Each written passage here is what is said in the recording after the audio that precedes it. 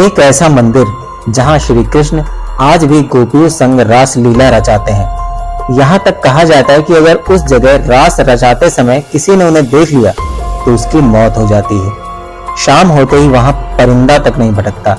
इंसान की तो बात ही छोड़ दीजिए, रात होते ही वहां की हवाएं भी अपना रुख मोड़ लेती हैं और पौधे नीचे की तरफ झुक जाते हैं। बहुत रहस्यमय है ये महल, जहां रोज आते हैं श्री कृष्ण और छोड़ जाते हैं निशानियां।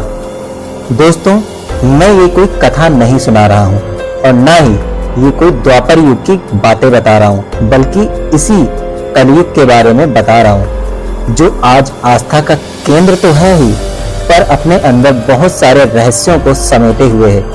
आइए जानते हैं उस जगह, उस मंदिर का इतिहास, वहां के रहस्य, और साथ ही साथ आप ये भी जानेंगे कि क्या आज भी श्री कृष्ण वहां रास रचाने आते हैं या उन घटनाओं के पीछे कोई साइंटिफिक रीजन है। मैं आपको दोनों रीजंस बताऊंगा, बाद में आप डिसाइड करना कि आपको क्या लगता है।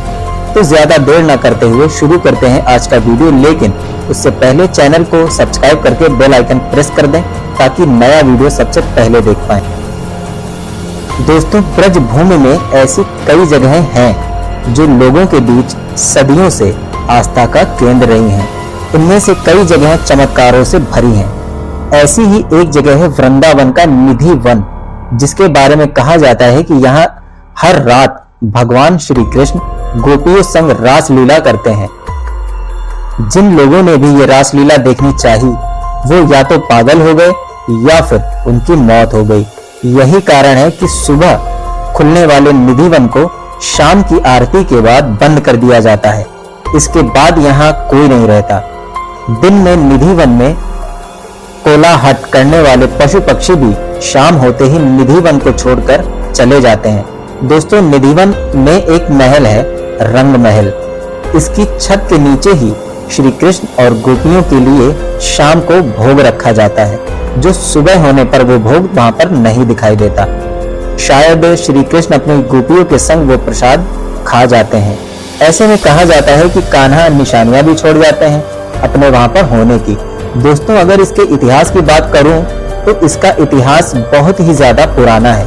इसका निर्माण लगभग 1610 ईस्वी तक हो चुका था। रात होने से पहले ही सब निधि वन के मुख्य गोसाई भीख चंद्र गोस्वामी के अनुसार, ये तो शास्त्रों में भी लिखा है कि द्वापर युग में भगवान श्री कृष्ण ने शरद पूर्णिमा की रात में ही गोपियों के साथ रास लीला की थी। लेकिन निधि वन के बारे में ये मान्यताएं रही हैं कि रोज रात श्री कृष्ण गोपियों के साथ रास लीला रचाते हैं। शरद पूर्णिमा की रात निधि वन में किसी का भी जाना मना है। दिन में श्रद्धालु आ सकते हैं, कोई नहीं रोक सकता, मगर शाम होते निधि वन को खाली करा दिया जाता है। ऐसा सिर्फ निधि वन ही नहीं, बल्कि थोड़ी दूर स्थित सेवा कुंज में भी होता है। वहां भी कृष्ण के रास रचाने की मान्यता है, जहां राधा रानी का बहुत पुराना मंदिर भी है। खैर, रास मंडल से जुड़े पुजारी बताते हैं कि निधि वन के अंदर बने महल में रास लीला की मान्यता रही है। हजारों साल से श्रद्धालुओं में ऐसा विश्वास रहा है कि रंग महल में रोज रात को कन्हैया आते हैं। यहाँ रखे गए चंदन के पलंग को शाम 7 बजे से पहले सजा दिया जाता है। पलंग के बगल में एक लोटा पानी, राधा जी के श्रृंगार का सामान और दातून संग पान भी रख दिया जाता है। और सुबह देखते हैं तो लोटा खाली मिलता है और पान भी नहीं मिलता। छिपकर रास लीला देखने की चाहत थी और खो बैठा मानसिक संतुलन। जी हाँ दोस्तों, करीब 1.5 दशक पहले संत राम नाम का एक राधा कृष्ण का भक्त था, जो जयपुर से वृंदावन आया था। उसने निधि वन के बारे में सुना था। हरि की भक्ति में वो इतना खो गए कि उसने रात में कान्हा की रास लीला देखने की ठान ली। वो चुपके से निधि वन में छिपकर बैठ गया, मगर सुबह जब मंदिर के पट खुले तो वो बेहोश पड़ा मिला। उसे जब होश आया तो लोगों ने देखा कि वो अपना मानसिक संतुलन खो चुका था। इससे पहले यहाँ कुछ लोगों की मौत हो जाने की बातें भी बताई गई हैं। दोस्तों, निधि वन एक वन जैसा ही है, जिसमें तुलसी और मेहंदी के पेड़ ज्यादा हैं। ये सामान्य तुलसी के पौधों से एकदम अलग हैं, आकार में बहुत बड़े हैं और साथ ही इन पेड़ों की शाखाएं जमीन की ओर जाती हैं। इतना ही नहीं, यहाँ तुलसी के पेड़ जोड़ों में है, यानी कपल्स के रूप में। ऐसा कहा जाता है कि जब रात में रासलीला होती है तो ये सभी पेड़ गोपी गोपियां बन जाते हैं। इसीलिए यहाँ लगे पेड़ों की डालें ऊपर की तरफ बढ़ने की बजाय जमीन की ओर अपना रुख मोड़ लेती हैं। जैसा कि बताया जा चुका है कि हर शाम को पुजारी राधा कृष्ण के बैठने के लिए सेज सजाते हैं और भोग रख जाते हैं। उस रात के बाद सुबह 5 बजे जब रंग महल के पट खुलते हैं तो वो सेज अस्त व्यस्त मिलता है, लोटे का पानी खाली मिलता है और पान जो है वो खाया हुआ मिलता है। ये है रास मंडल। इसी के अंदर रास रचाते हैं कान्हा। दोस्तों, रात के समय जब कान्हा यहाँ आते हैं तो राधा जी रंग महल में श्रृंगार करती हैं, जबकि कान्हा चंदन के पलंग पर आराम करते हैं। फिर गोपी गोपियों के संग दोनों रंग महल के पास बने रास मंडल में रास रचाते हैं। दोस्तों, मथुरा जिले के वृंदावन के अलावा भूतेश्वर महादेव, ध्रुव टीला, कंस किला, अमृत किला, कंस वध स्थल, पिपलेश्वर महादेव, बटुक भैरव, कंस का अखाड़ा, पोतरा कुंड, गोकर्ण महादेव, बलभद्र कुंड, महाविद्या देवी मंदिर आदि प्रमुख दर्शनीय स्थल हैं। दावा या सबूत क्या है इस रहस्य का? दोस्तों, रंग महल नाम का एक विशेष समर्पित कोने को हर शाम सजाया जाता है। पूरे क्षेत्र में चंदन का बिस्तर बिछाया जाता है और पानी का एक घड़ा रख दिया जाता है और एक कढ़ाई बिछाई जाती है। रहस्य को जो बात और पुख्ता करती है वो ये है कि कहा जाता है कि सुबह बिस्तर इस्तेमाल किया हुआ दिखता है और पानी चखा हुआ लगता है। लोगों का दावा है कि इसके जिम्मेदार भगवान कृष्ण हैं। रासलीला के बाद राधा और कृष्ण की दावत के लिए पूरे महल में प्रसाद फैला दिया जाता है। बिखरे हुए सामान का दावा है कि ऐसा संभव हो सकता है क्योंकि शाम 7 बजे के बाद सभी दरवाजे और खिड़कियां बंद हो जाती हैं। खैर, ऐसा कहा जाता है कि तुलसी के पौधे रात में गोपियों में बदल जाते हैं और चारों ओर नृत्य करने लगते हैं, जबकि कृष्ण अपनी रासलीला करते रहते हैं। हमने सुना है कि रात में भगवान कृष्ण के स्वागत में पेड़ भी रोशनी करते हैं। यह अविश्वसनीय है लेकिन साथ ही आकर्षक भी। निधिवन के आसपास एक कुआं है जिसके बारे में कहा जाता है कि कृष्ण ने अपनी प्रिय राधा की प्यास बुझाने के लिए अपनी बांसुरी से इस कुएं का निर्माण किया था। कुछ लोगों का कहना है कि लोगों को रात में घुंघरू की आवाजें भी सुनाई देती हैं। अगर आप आश्चर्यचकित हैं कि क्या इसका कोई गवाह है, तो ये कहा जाता है कि जिन लोगों ने सबूत खोजने के लिए उस एरिया में झांकने की कोशिश की, उन्हें गंभीर नुकसान हुए हैं।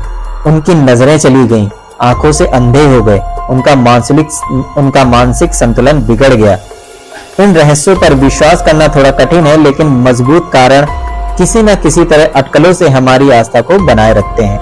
यहाँ रहने वाले लोग शाम की आरती की घंटी बजने के बाद अपनी खिड़कियां और दरवाजे बंद कर लेते हैं।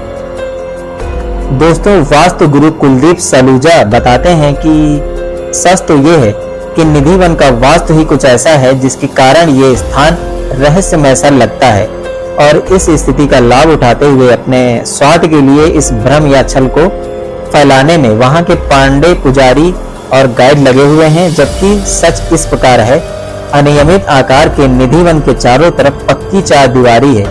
परिसर का मुख्य द्वार पश्चिम दिशा में है। परिसर का नृत्य कोण बना हुआ है और पूर्व दिशा तथा पूर्व ईशान कोण दबा हुआ है। गाइड जो 16,000 पेड़ों के होने की बात करते हैं वो भी पूरी तरह से झूठ है, क्योंकि परिसर का आकार इतना छोटा है कि 1600 पेड़ भी मुश्किल से होंगे और छतरी की तरफ फैलाव किए हुए कम ऊंचाई के वृक्षों की शाखाएं इतनी मोटी और मजबूत भी नहीं है कि दिन में दिखाई देने वाले बंदर रात में इन पर विश्राम कर सकें। इसी कारण वो रात को यहाँ से चले जाते हैं। परिसर की चार दीवारी लगभग 10 फीट ऊंची है और बाहर के चारों ओर रिहायशी इलाका है, जहां चारों ओर 2-2, 3-3 मंजिला ऊंचे मकान बने हुए हैं और इन घरों से निधिवन की चार दीवार के अंदर के भाग को साफ साफ देखा जा सकता है। वो स्थान जहां रात के समय रासलीला होना बताया जाता है, वहां निधि वन के बीच में थोड़ा दक्षिण दिशा की ओर खुले में मौजूद है। अगर सच में रासलीला देखने वाला अंधा गूंगा बहरा हो जाए या मर जाए तो ऐसी स्थिति में निश्चित ही आसपास के रहने वाले लोग ये इलाका छोड़कर चले गए होते। निधि वन के अंदर जो 15-20 समाधियां बनी हैं, वो स्वामी हरिदास जी और अन्य आचार्यों की समाधियां हैं, जिन पर उन आचार्यों के नाम और मौत की तारीखें भी लिखी हुई हैं। इसका उल्लेख निधि वन में लगे उत्तर प्रदेश पर्यटन विभाग के शिलालेख पर भी किया गया है।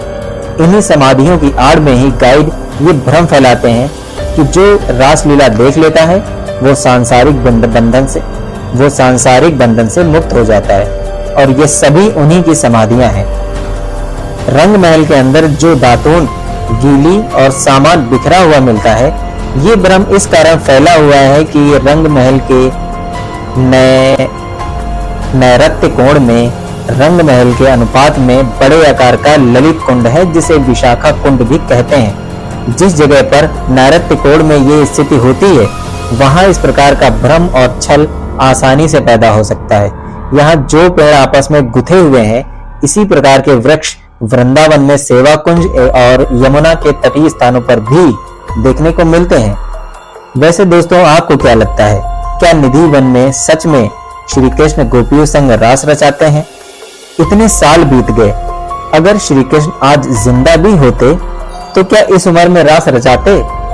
पर लोगों की भावनाएं हैं कृष्ण के प्रति, जो कि सब कुछ मान लेने को मजबूर कर देती हैं। क्या आप कभी निधि वन गए हो? अगर गए हो तो वहां आपने क्या एक्सपीरियंस किया? कमेंट सेक्शन में जरूर बताएं। मिलते हैं एक नए वीडियो के साथ, तब तक के लिए राधे राधे दोस्तों।